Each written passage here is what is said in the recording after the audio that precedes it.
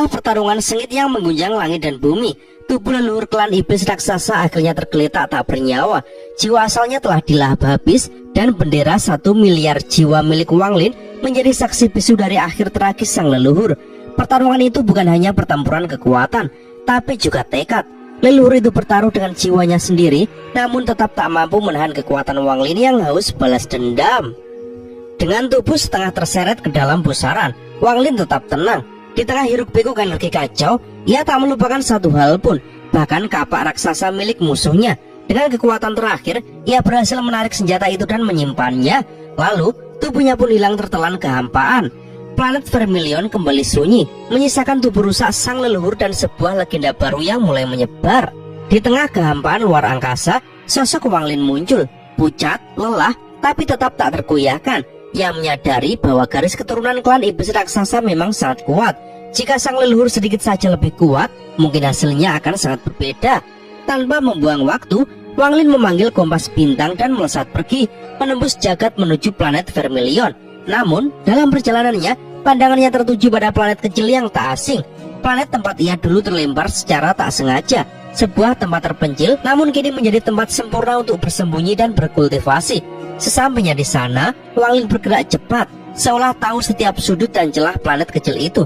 Setelah sehari penuh menembus lembah dan pegunungan, ia sampai di puncak gunung dengan formasi teleportasi kuno. Tempat itu menjadi saksi bisu awal petualangan besar Wang Lin dan kini menjadi markas barunya. Ia pun duduk bersila dan membelah diri menjadi dua, avatar dan tubuh asli. Tubuh aslinya turun ke pusat planet, tenggelam dalam magma.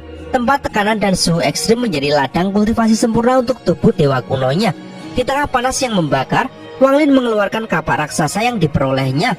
Senjata merah menyala itu memancarkan aura pembunuh yang mengerikan. Wang Lin mencoba menandainya dengan akal ilahi, namun kapak itu menolak.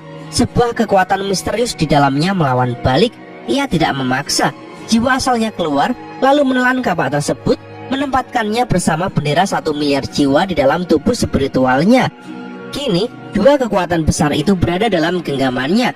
Ia tak terburu-buru untuk menaklukkannya. Ia tahu kekuatan sejati butuh waktu. Lalu, ia membuka tas peninggalan sang leluhur di dalamnya. Harta bertumpuk, batu giok langit, batu roh berkualitas tinggi, dan beberapa senjata langka. Tapi yang paling menarik perhatiannya adalah sebuah botol kecil dari giok merah, berisi cairan seperti darah. Aroma itu tidak asing. Ia pernah mencium aroma serupa ketika membantai keluarga Teng.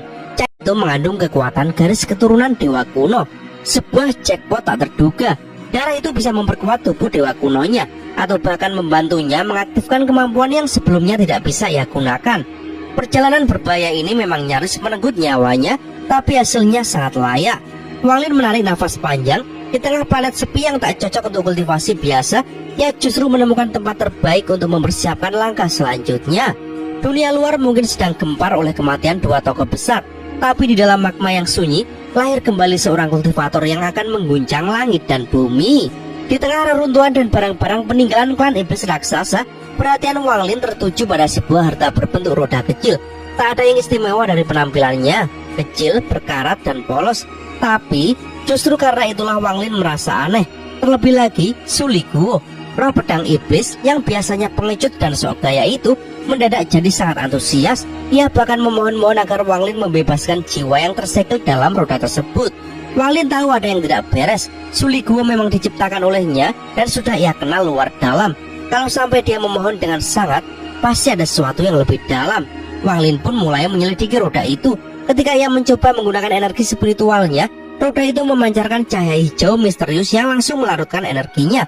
Tak ada fluktuasi spiritual, tak ada aura, hanya sebuah cahaya yang aneh tapi jelas memiliki kekuatan. Semakin aneh, semakin menarik bagi Wang Lin. Sementara itu, Suliguo tak bisa menahan diri lagi. Ia menerobos keluar dan mencoba mendekati roda itu sendiri. Namun seketika, simbol aneh muncul dan cahaya hijau memukulnya mundur. Mata Wang Lin makin tajam. Ada yang sedang mempengaruhi roh pedangnya. Akhirnya, Wang Lin menekan langsung ke simbol aneh itu. Dengan paksa, ia menembus pertahanan roda dan menghancurkannya. Dalam sekejap, cahaya merah menyilaukan keluar dan bersamanya muncul tawa menggoda yang mampu mengguncang hati siapapun. Dari cahaya merah itu, muncullah sesosok wanita mempesona dengan pakaian tipis dan pesona luar biasa. Seketika, Suliguo terhipnotis. Bahkan Wang Lin sendiri hampir terpengaruh. Untungnya, Koneksinya dengan bendera 1 miliar jiwa menyadarkannya kembali, tapi itu cukup untuk membuatnya sadar. Jika pesona seperti ini terjadi saat pertempuran, bisa-bisa ia jadi celaka. Wanita itu bukan sembarang jiwa. Ia menggunakan kekuatan godaan untuk membalikkan keadaan. Dalam waktu singkat, semua fragmen jiwa yang semula berada di bawah kendali Wang Lin malah berbalik menyerangnya karena bujuk rayu sang wanita. Tapi Wang Lin tidak panik. Dengan ketenangan dingin, dia melumpuhkan semua jiwa yang membelot, termasuk Su Liguo yang sempat terhasut. Setelah itu, Wang Lin menangkap wanita misterius itu dan mulai mengungkap rahasianya. Di balik penampilannya yang menggoda, ternyata dia adalah fragmen jiwa yang memiliki domain, kekuatan spiritual khusus yang sangat langka. Nama wanita itu adalah Meiji. Meski sebelumnya begitu mempesona, di hadapan Wang Lin bisa ditundukkan, pesonanya berubah jadi ketakutan. Dan Wang Lin, dia hanya tersenyum tipis, menyimpan semua informasi dan kekuatan baru itu dalam benaknya. Dunia kultivasi memang penuh kejutan dan ini baru permulaan. Setelah mendapatkan perasaan dan kesadaran diri, wanita misterius itu berubah. Setiap orang yang ia temui, manusia atau bukan, langsung terpesona olehnya. Bahkan leluhur klan iblis raksasa pun ikut terpengaruh. Tapi meski begitu, sang leluhur tetap tak sanggup menyakitinya, hanya bisa menyegelnya agar tak menimbulkan kekacauan lebih lanjut. Namun segel itu tak bisa menghentikannya selamanya. Dia terus mencari celah untuk kabur, sampai akhirnya bertemu dengan Su Liguo, roh pedang yang seperti biasa mudah dibujuk. Dengan mudah dia memikatnya dan Su Liguo malah membantunya keluar dari segel. Tapi satu hal yang tak pernah ia bayangkan adalah bertemu dengan pria seperti Wang Lin. Semua pesonanya tak mempan. Bahkan ketika ia mencoba mempengaruhi Wang Lin, pria itu tetap tak bergeming. Wang Lin bukan hanya tahan, tapi bisa membalikkan keadaan dan menyakitinya jika mau. Bukan tanpa alasan, di balik ketenangan Wang Lin tersembunyi pengalaman hidup selama 500 tahun yang penuh penderitaan, keteguhan hati, dan teknik pemurnian jiwa yang membuatnya kebal terhadap segala bentuk ilusi atau godaan. Selama 5 abad kultivasi, Wang Lin belum pernah menyentuh cinta atau wanita. Jiwa dan tekadnya sudah terlatih untuk menolak semua godaan duniawi. Wanita itu pun ketakutan. Domain miliknya yang seharusnya bisa melumpuhkan orang sekali Li Wanfeng tak punya efek apapun pada Wang Lin. Setelah melihat keanehan ini, Wang Lin menyimpulkan wanita ini pasti hasil dari fragmen jiwa seorang ahli tingkat tinggi yang memisahkan diri. Domain pesonanya kemungkinan adalah cerminan dari kekuatan yang tersisa dari jiwa asal tersebut. Tanpa banyak ragu, Wang Lin menyegel wanita itu dan menyimpannya di dalam bendera 1 miliar jiwa miliknya. Su Liguo yang melihat kejadian itu langsung memilih mundur teratur, kembali masuk ke dalam pedang surgawi. Dia jelas tahu melawan Tuan Wang Lin bukanlah ide bagus. Setelah itu, Wang Lin memanggil kembali pagoda langit dan Zouru pun keluar dengan ekspresi cemberut. Rupanya dia sangat kesal. Sudah berbulan-bulan dia dan harimau kecil bernama Little White hanya makan buah-buahan, tidak ada daging, tidak ada makanan enak. Bahkan Little White yang biasa ganas pun tampak kurus kering. Zouru kesal dan Wang Lin baru sadar. Dia lupa kalau anak kecil masih butuh makan. Sudah terlalu lama hidupnya tanpa kebutuhan duniawi. Tapi dia pun segera berjanji akan memperbaikinya, termasuk janji lama tentang harimau besar yang pernah ia ucapkan. Mendengar itu, Zouru langsung semangat, tapi di balik senyumnya ada sesuatu yang mengganjal. Zouru mulai bercerita tentang mimpi-mimpinya, tentang sosok kakak perempuan yang selalu muncul bersamanya dan Wang Lin. Sosok yang terasa begitu familiar, begitu nyata. Wang Lin terdiam. Kebenaran mulai terbuka perlahan. Ia mulai sadar bahwa mungkin saat ia menanamkan nasken Soul Limuan ke tubuh bayi yang belum lahir, jiwa asli bayi itu belum benar-benar kosong. Mungkin sejak awal Zouru dan Limuan adalah dua jiwa yang berbagi satu tubuh. Jika benar, maka ketika Limuan terbangun, jiwa Zouru akan tertelan perlahan. Zouru yang masih kecil sudah mulai merasakan semuanya. Dia merasa takut, merasa seperti monster, tapi juga tetap percaya pada Wang Lin. Sekuat tenaga dia menahan ketakutannya dan memilih percaya bahwa semuanya akan baik-baik saja jika bersama paman Wang Lin.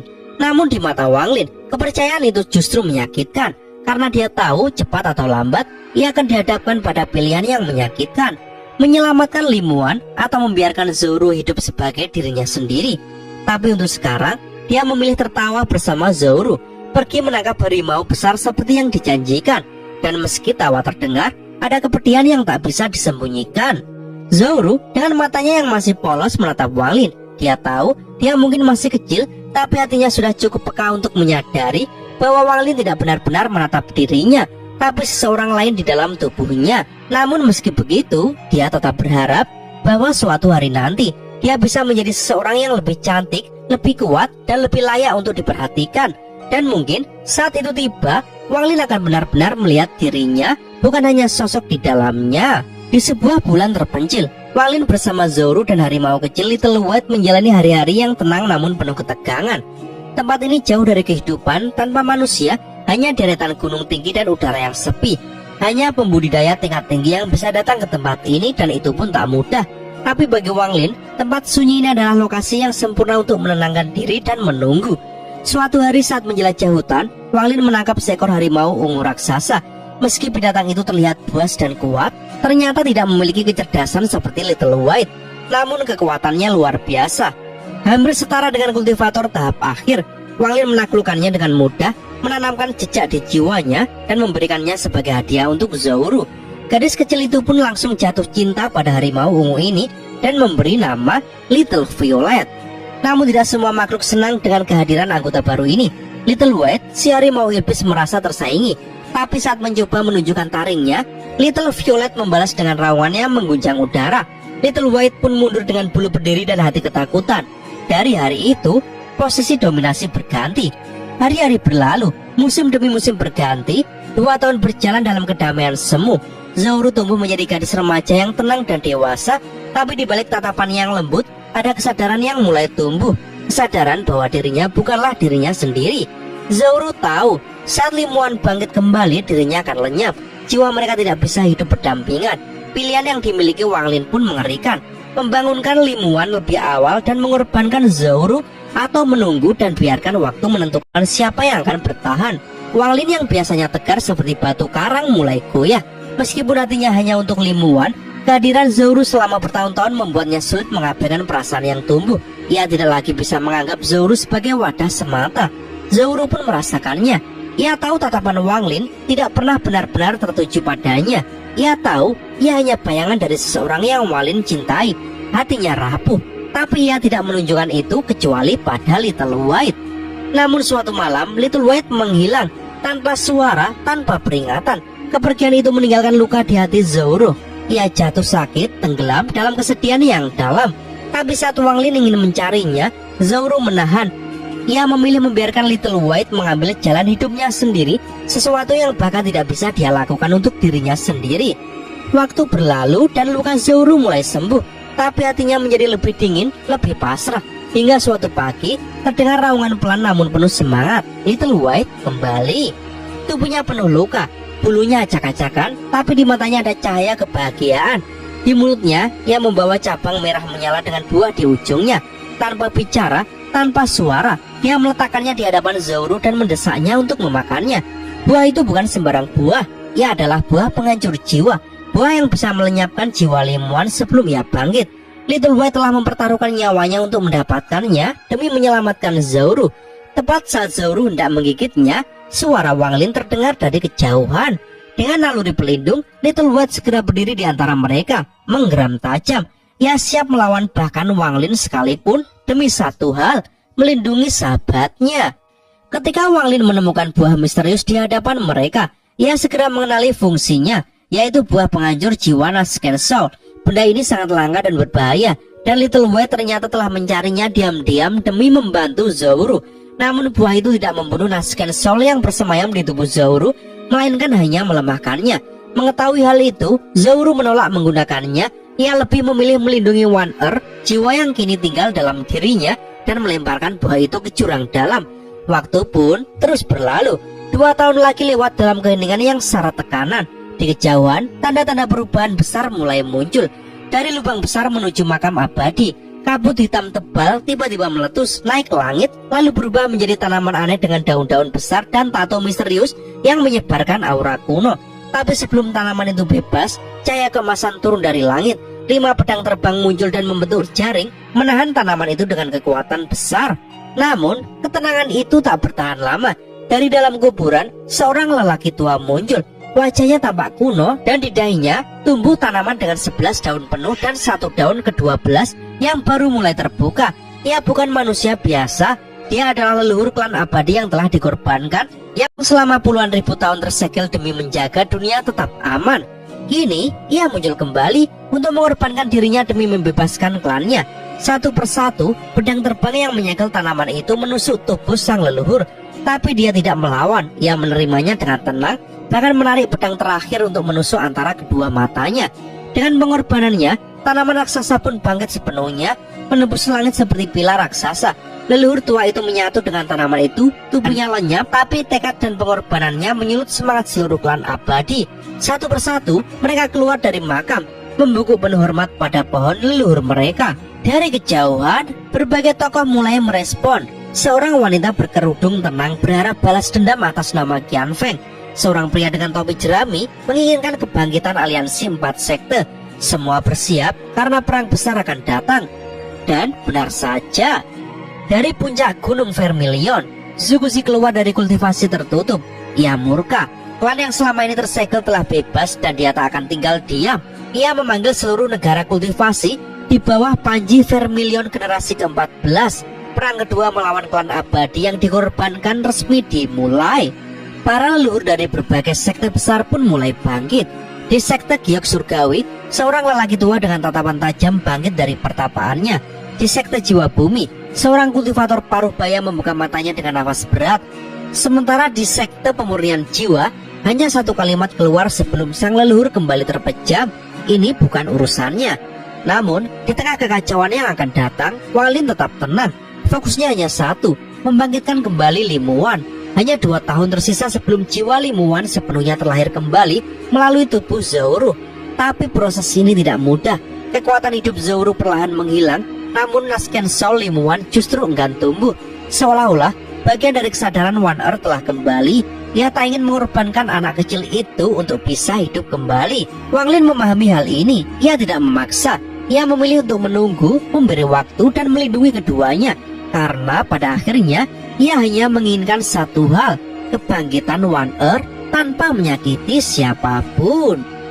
Di tengah kesunyian bulan yang sepi, Wang Lin menatap langit dengan hati yang telah beku oleh waktu. 4 tahun lamanya ia bergulat dengan satu kenyataan pahit. Tidak ada jalan keluar yang bisa menyelamatkan semuanya. Limuan, wanita yang ia cintai, hanya bisa selamat jika Zhou dikorbankan. Itu adalah harga yang harus dibayar agar Nasken Soul Limuan bisa bebas dari pengaruh langit, agar tak lagi diburu oleh hukum surga yang kejam. Rencana awalnya telah gagal. Semestinya Nasken Soul Limuan menyatu dengan tubuh bayi agar bisa tersembunyi dari mata langit. Tapi semua berubah, dan hanya Zhou, gadis polos yang selalu memanggilnya paman, yang bisa menjadi jalan keluar satu-satunya. Selama 4 tahun, Wang Lin menimbang-nimbang keputusan ini. Tapi pada akhirnya, ia memilih untuk menyelamatkan Limuan, meskipun itu berarti mengorbankan Zhou. Hatinya memang sakit, tapi tekadnya tak tergoyahkan.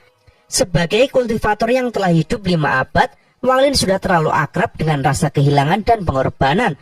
Zhou tak tahu, ia hanya diam, duduk memandangi batu, seolah sudah mengerti takdirnya. Wajahnya tersenyum meski air mata menggantung di sudut matanya.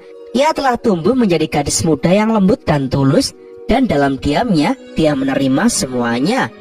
Hari-hari pun berlalu, Zhou semakin lemah. Ia tidur sepanjang waktu, tubuhnya bersiap menjadi tempat terakhir bagi kebangkitan Limuan. Di saat yang sama, ancaman dari langit semakin mendekat. Negara Vermilion dilanda perang. Klan abadi yang terbuang muncul kembali, membawa kekacauan besar. Para leluhur sekte mengkhianati negara dan para kultivator kehilangan arah. Dunia bawah langit tengah terbakar. Namun di bulan yang sunyi, semuanya berjalan dengan tenang, terlalu tenang. Hingga akhirnya hari itu tiba. Awan kelabu mengumpul di langit. Aura mengerikan turun dari angkasa, disertai dengan tatapan tajam yang familiar, yaitu utusan langit. Makhluk yang pernah datang 19 tahun yang lalu, kini muncul kembali. Wang Lin sudah menyiapkan segalanya. Tubuh aslinya bersiap di inti bulan, dan kekuatan gulungan kehidupan dan kematian ia panggil untuk menahan serangan. Langit retak, suara menggelegar memecah keheningan bulan. Wang Lin bertarung habis-habisan. Tubuh aslinya menghantam tangan raksasa utusan langit. Namun musuh kali ini datang dengan kekuatan yang jauh lebih besar. 2 tangan raksasa turun dari awan, membawa petir merah yang memekakkan udara. Mereka menyerang secara bersamaan, satu ke arah Wang Lin, satu lagi ke arah tubuh aslinya. Tubuh asli Wang Lin berubah menjadi raksasa, meninju dengan kekuatan penuh. Tapi kekuatan surgawi terlalu besar. Tubuhnya terpental dan gunung di belakangnya hancur menjadi debu. Wang Lin sendiri membentuk segel, memanggil gulungan kehidupan dan kematian untuk melindungi Zhou. Tapi utusan langit tidak berhenti. Wajah raksasa muncul dari balik awan, penuh wibawa dan keangkuhan langit. Dari mulutnya meluncur sebuah cahaya abu-abu yang berubah menjadi roda reinkarnasi. Langit berubah warna. Tanah di bawah Wang Lin retak hingga ribuan kilometer jauhnya. Retakan spasial terbuka di mana-mana. Dengan cepat, kekuatan reinkarnasi membungkus Wang Lin. Ia terkurung, tak bisa bergerak sama sekali. Bahkan untuk mengangkat jari pun mustahil. Dan ketika tangan raksasa itu kembali turun, kali ini langsung menuju Zhou. Wang Lin hanya bisa menatap, tak bisa berbuat apa-apa. Semua perjuangan, semua pengorbanan selama 19 tahun terakhir, semua rencananya hancur di depan matanya. Dan dalam hati yang terperangkap, ia hanya bisa menjerit dalam diam.